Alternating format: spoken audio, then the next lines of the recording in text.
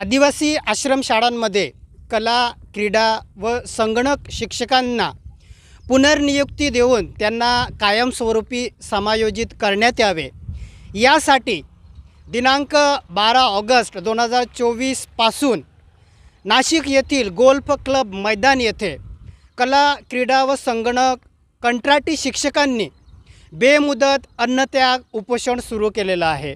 या उपोषणाला आम्ही आमच्या विरसा फायटर या सामाजिक संघटनेतर्फे जाहीर सक्रिय पाठिंबा देत आहोत।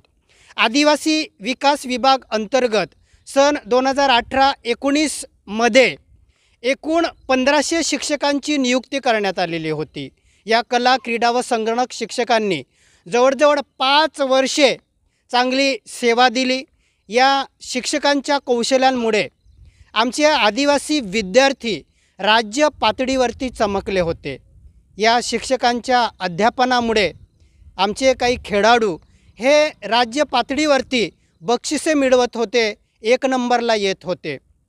अशा शिक्षकांची गेल्या 1 वर्षापासून म्हणजे शैक्षणिक वर्ष 2023-24 मध्ये यांना नियुक्ती देण्यात आली नाही। त्यामुळे या शिक्षकांवरती, या शिक्षकांच्या कुटुंबियांवरती उपासमारीची वेळ आलेली आहे। म्हणून नाईलाजाने या शिक्षकांनी अन्नत्याग आंदोलन सुरू केलेलं आहे। खरं बघितलं तर या खात्याचा जो मंत्री आहे, आदिवासी विकास मंत्री विजयकुमार गावित, हेच निष्क्रिय मंत्री आहे। त्यांना कधीच विद्यार्थ्यांची चिंता वाटत नाही, शिक्षकांची चिंता वाटत नाही।